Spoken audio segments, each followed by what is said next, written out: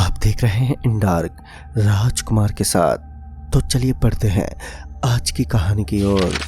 दोस्तों, मेरा नाम प्रताप है और ये घटना दिसंबर के महीने में घटी थी। सर्दियों की वजह से धुंध अपना डेरा शाम के करीब 8 बजे के बाद ही जमा लेती थी और उसके बाद सुबह के लगभग 11 बजे तक ऐसे ही रहती। फिर एक दिन जब मुझे प्रतापगढ़ रेलवे स्टेशन से रवाना होना था, दरअसल मुझे अपने बिजनेस के सिलसिले में किसी गांव के लिए जाना था, मगर एक ट्रेन अपने निर्धारित समय से काफ़ी देरी से चल रही थी और उसकी वजह थी सर्दियों के मौसम में एक धुंध के साथ साथ पटरी पर थोड़ी मिस्टेक का होना। दरअसल मुझे पता चला कि प्रतापगढ़ के पीछे की तरफ एक रेलवे स्टेशन की पटरी के बीच में थोड़ी मौच आ गई है, जिस वजह से उसकी रिपेयरिंग चल रही है। मगर मुझे वहां जाने की थोड़ी जल्दी भी थी, लेकिन अब तो ट्रेन अगर लेट हो रही थी तो उसमें मेरा भी क्या कसूर था। मैं तो सिर्फ ट्रेन का इंतज़ार कर सकता था। मैं प्रतापगढ़ के उस स्टेशन पर रात के करीब 2 घंटे तक खड़ा रहा, लेकिन उसके बाद भी ट्रेन नहीं आई तो मैं थक हार कर वापस अपने घर के लिए रवाना होने लगा। लेकिन तभी मुझे एक ट्रेन का हॉर्न सुनाई देने लगा। मैं फिर से पीछे पलटा और मैंने देखा कि ट्रेन नंबर 194 वहां पर पहुंच चुकी थी। ट्रेन को देखते ही मैं तो एकदम से खुश हो गया और उसके बाद अपना सारा सामान लेकर उस ट्रेन की तरफ निकल पड़ा। ट्रेन के पास पहुंचने के बाद मैं वहां से सीधा बोगी नंबर 3 में पहुंच गया। मैं उस वक्त नहीं जानता था कि किस बोगी में मुझे बैठना है और किस बोगी के अंदर मेरी सीट को बुक किया गया है। मैंने उस चीज़ पर ज़्यादा ध्यान नहीं दिया और जल्दी से जाकर ट्रेन की बोगी में बैठ गया। मैं जल्दी में यह भी भूल चुका था कि आखिर मुझे किस बोगी में बैठना है। तभी अचानक ट्रेन ने अपने चलने का हॉर्न भी दे दिया। मैं काफ़ी खुश था कि आखिर मुझे अपनी ट्रेन मिल ही गई। लेकिन तभी अचानक से मेरी नज़र उस बोगी के अंदर एक चीज़ पर पड़ी तो मेरी आंखें फटी की फटी रह गईं, क्योंकि इस बार मैंने देखा कि उस बोगी के एक कोने पर लिखा हुआ था, इस बोगी के अंदर बैठना सख्त मना है। यह बोगी रात में किसी भी शख्स के लिए बिल्कुल भी ठीक नहीं है। मगर वह बोगी तो एक आखिरी बोगी थी। वह सब सफ़ेद सफ़ेद अक्षरों में लिखे गए थे, जिस वजह से काफ़ी चमक रहे थे। उनको सफ़ेद अक्षरों में क्यों लिखा गया, यह बात तो मैं भी अच्छी तरीके से नहीं जानता था, मगर मुझे उनसे कोई लेना देना तो नहीं था और मैं जल्द से जल्द उस बोगी से उतरना चाहता था। क्योंकि जब मैं उस बोगी के अंदर चढ़ा था तो मुझे कुछ अजीब सा लगने लगा था। फिर उसके बाद मैं जाकर आराम से सो गया। लेकिन तभी मुझे किसी के घुंघरूओं की आवाज़ सुनाई देने लगी। जब मैं बाहर की तरफ पलटा तो कोई भी नहीं था। लेकिन जब मैं उस सीट पर वापस आया तो मुझे मेरे शरीर के अंदर एक अलग सी बेचैनी महसूस होने लगी। लगातार मेरे शरीर के अंदर से पसीने निकल रहे थे। लेकिन मुझे लगा कि मैं कई दिनों के पश्चात में ट्रेन में सफ़र कर रहा हूँ, तो ऐसा होना कोई बड़ी बात नहीं थी।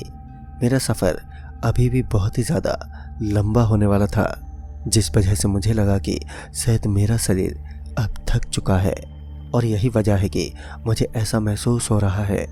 लेकिन जब मैं सो रहा था तो मुझे ऐसा लगने लगा कि कोई मेरे बेहद करीब बैठने के बाद लगातार मेरी तरफ देख रहा है। लेकिन जब मैंने अपनी आंखें खोली तो वहाँ पर चारों तरफ मुझे कोई भी नज़र नहीं आया। लेकिन उसके बाद मैं इसे अपनी गलतफहमी समझकर वहीं पर टाल दिया और चुपचाप जाकर अपनी बर्थ पर सोने लगा। अभी मैं सो ही रहा था कि मुझे अपने कानों में धीमे धीमे कुछ आवाज़ सुनाई देने लगी। तुम सिर्फ मेरे हो और मैं तुम्हें छोड़कर नहीं जाऊंगी, तुम्हें अपने साथ ही लेकर जाऊंगी। मैं जब नींद से जागा और इधर उधर देखा तो पता चला कि मेरा ये एक वहम था, क्योंकि चारों तरफ एक बार फिर कोई नहीं था। अब सच में मुझे ऐसा लगने लगा कि हो ना हो इस बोगी के अंदर कुछ तो ऐसी गड़बड़ है जिस वजह से यात्री इस बोगी में बैठने से डरते हैं। सरकार उन्हें इस बोगी में बैठने के लिए हमेशा ना ही करती है। मगर मैंने उसके बाद एक बार फिर इसे अपनी गलतफहमी मानी। लेकिन अब मुझे कुछ तो महसूस होने लगा। मुझे बार बार यही लग रहा था कि इस बोगी के अंदर कुछ तो ऐसी गड़बड़ है। लेकिन अब मेरा दिमाग पूरा खिसक चुका था, मेरी समझ ही नहीं आ रहा था। लेकिन उसके बाद एक बार फिर मुझे ऐसा ही लगा कि शायद नींद की वजह से मेरा दिमाग खिसक चुका है। अब मुझे थोड़ा आराम करना चाहिए। यही सोचकर मैं वापस से अपनी बर्थ की तरफ चल पड़ा। मैं अभी जाकर फिर से सोने लगा, लेकिन अब मुझे नींद ही नहीं आ रही थी। लेकिन ये क्या, अचानक से मेरी आंख लग गई। उसके बाद मैंने देखा कि मैं उस बोगी के जस्ट ऊपर खड़ा हूँ और वहाँ मेरे करीब एक लड़की खड़ी है जो मेरी बाहों में एकदम से लिपट गई। फिर जब मैंने अपने आप को किसी की बाहों में देखा तो मैं एकदम से हैरान रह गया और साथ ही मैंने देखा कि अब मैं एक बोगी के ऊपर खड़ा हूँ। फिर अचानक से सामने आने वाला बिजली का खंभा जो कि सीधा आकर मेरे सर में लगा, मैं एकदम से नीचे गिर पड़ा। फिर अचानक से मैंने एक बार फिर वही शब्द सुने, तुम सिर्फ मेरे हो और अब मैं तुम्हें अपने साथ लेकर जाऊंगी। ये सुनकर तो मैं अचानक से पसीने से तरबतर डर के मारे कांपते हुए एक बार फिर उठा। दरअसल मेरा यह एक बहुत ही खौफनाक सपना था। सच में ये सपना बहुत ही ज्यादा डरावना और भयानक था, लेकिन भगवान का शुक्र था कि यह केवल एक सपना ही था। लेकिन तभी अचानक से ही एक आदमी उस बोगी के अंदर दाखिल हुआ। जैसे ही वह आदमी उस बोगी में पहुंचा तो मैंने उस आदमी को कहा, अरे भाई साहब, आपको कौन से स्टेशन पर जाना है? तो उसने मुझे अपने स्टेशन का नाम तो नहीं बताया, क्योंकि उसे भी अपने स्टेशन का नाम मालूम ही नहीं था।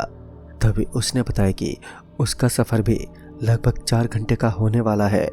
लेकिन अब मेरे पास डर का एक साया ख़त्म होने लगा, क्योंकि मेरे पास वह आदमी जो मौजूद था। उसके बाद में उस आदमी से बातें करते हुए मैं सफ़र को काटने लगा। बातों ही बातों में मुझे पता ही नहीं चला कि कब 4 घंटे बीत गए और उस आदमी का स्टेशन आ गया। मगर वह आदमी एक अच्छी सी मुस्कुराहट के साथ उस स्टेशन पर उतर गया।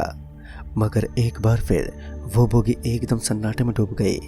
चारों तरफ अब एक खामोशी का साया मंडराने लगा था। एक बार फिर मेरे अंदर डर की ज्वालामुखी सी फूट चुकी थी। सर्दियों के इस मौसम में धुंध अपना डेरा जमा चुकी थी और उस वक्त रात के लगभग 2 बज चुके थे। और अब वह एक ऐसा वक्त हो चला था जब प्रेत आत्माओं की शक्तियाँ काफ़ी ज़्यादा बढ़ जाती हैं। लेकिन मुझे इन चीज़ों से कोई लेना देना नहीं था। मैं चुपचाप आराम से अपनी बर्थ पर बैठा हुआ फ़ोन को चला रहा था। अभी मैं अपने मोबाइल फ़ोन को चला ही रहा था कि अचानक से मेरे फ़ोन के अंदर वही आवाज़ आने लगी जो कि कुछ देर पहले मैंने अपने सपने में सुनी थी। मेरे मोबाइल के अंदर ऐसी आवाज़ को सुनकर मेरी दिल की धड़कन मानो एकदम से तेज हो गई। हालांकि उस वक्त ना ही तो मैंने कोई गाना चला रखा था और ना ही मैं कोई रिकॉर्डिंग को सुन रहा था। लेकिन फिर अचानक से आवाज़ आना कोई नॉर्मल बात तो नहीं थी। और फिर जब मैंने अपने फ़ोन को कान से लगाया तो मैंने सुना कि वह आवाज़ मेरे बिल्कुल फ़ोन से नहीं आ रही थी, बल्कि वो आवाज़ मेरे बिल्कुल ऊपर की तरफ से आ रही थी। उस वक्त मैं नीचे वाली सीट पर बैठा हुआ था, ऊपर की सीट खाली थी। फिर ये आवाज़ कहाँ से आ रही थी, यही सब देखने के लिए मैं धीरे से ऊपर की तरफ पलटा तो मानो मेरा खून एकदम से सूख ही गया था, क्योंकि इस बार मैंने देखा कि वहाँ पर एक औरत जिसने अपने पैरों में घुंघरू पहन रखे थे, मगर उसका पूरा चेहरा ढका हुआ था। अभी मैं उसका चेहरा तो साफ साफ नहीं देख पा रहा था, लेकिन उसके पैर मुझे साफ साफ दिखाई पड़ रहे थे, जिन्हें देखने के बाद मैं पूरे तरीके से अंदर से हिल चुका था। दरअसल इस बार मैंने देखा कि उस औरत के पैर पीछे की तरफ मुड़े हुए थे, यानी कि वह औरत कोई सामान्य औरत नहीं थी, बल्कि दादाजी के अनुसार वह एक चुड़ैल थी। क्योंकि मैंने अपने दादाजी से इनकी काफ़ी सारी कहानियाँ सुनी थी, लेकिन आज तो इनके साथ मेरी मुलाकात भी हो गई। उस वक्त मुझे मेरी आंखों के सामने मेरी मौत नजर आने लगी। अब मुझे समझ ही नहीं आ रहा था कि आखिर अब मैं करूं तो करूं क्या। उसके बाद मैंने सोचा कि अब मेरे पास सिर्फ एक ही रास्ता बचा था, और वो ये था कि मुझे इस चलती हुई ट्रेन से किसी भी तरह कूद जाना था। लेकिन यह बात भी बिल्कुल सही थी कि वह चुड़ैल तो मुझे मारती या फिर नहीं मारती उसका तो मुझे पता नहीं। अगर मैं ट्रेन से कूद गया तो फिर पक्का मेरी मौत निश्चित थी। ऐसे में मैंने कुछ देर इंतज़ार करना ही ठीक समझा, ताकि कोई स्टेशन आने पर मैं जल्दी से उतर जाऊंगा। लेकिन तभी किसी ने मुझे एकदम से पकड़ लिया। फिर मुझे ऐसा महसूस होने लगा कि मैं किसी की बाहों के अंदर अटक चुका हूँ, और फिर मैंने एकदम से अपने आप को बर्थ पर लेटा हुआ पाया। फिर जब मेरी नज़र मेरे करीब खड़ी एक लड़की पर पड़ी तो मैंने देखा कि मेरे एकदम करीब एक बहुत ही खूबसूरत सी औरत खड़ी हुई नजर आ रही थी, जो कि इस वक्त मेरे सामने एक नग्न अवस्था में खड़ी थी। उसे देखने के बाद मैं तो ये समझ चुका था कि भले ही ये एक खूबसूरत हो, लेकिन यह एक चुड़ैल है। ऐसे में यहाँ से मेरा निकलना ही मेरे लिए बिल्कुल उचित था, लेकिन शायद मैं उसके शिकंजे में बहुत ही बुरी तरीके से अब फंस चुका था। मैंने अपनी पूरी ताकत लगाई और फिर वहाँ से एकदम से खड़ा हुआ और फिर अचानक से उस बोगी के दरवाजे के मैं पास पहुँच गया।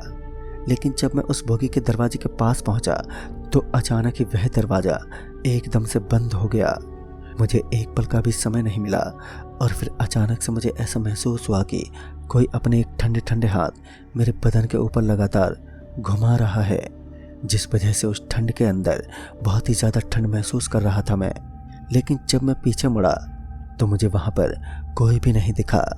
लेकिन जब एक नज़र मैंने एक बार फिर दरवाजे पर मारी तो मैंने देखा कि वह औरत ट्रेन की छत से उल्टी नीचे लटकी हुई थी। उसे देखने के बाद मेरे तो हर एक रोम रोम में डर का खून बहने लगा। जहाँ पर उस औरत का चेहरा अब मेरी आंखों के सामने था और जहाँ पर कुछ देर पहले उसका खूबसूरत बदन मुझे दिखाई दे रहा था, तो इस बार मैंने देखा कि उसका एक भयानक शरीर मेरी आंखों के बिल्कुल सामने था। जहाँ पर वह कुछ देर पहले मेरे साथ कुछ करने के लिए तरस रही थी, तो अब वह मुझे मारने के लिए तरस रही है। लेकिन तभी अचानक से ट्रेन झटका खाने लगी, जिस वजह से अचानक ही मैं नीचे गिर पड़ा।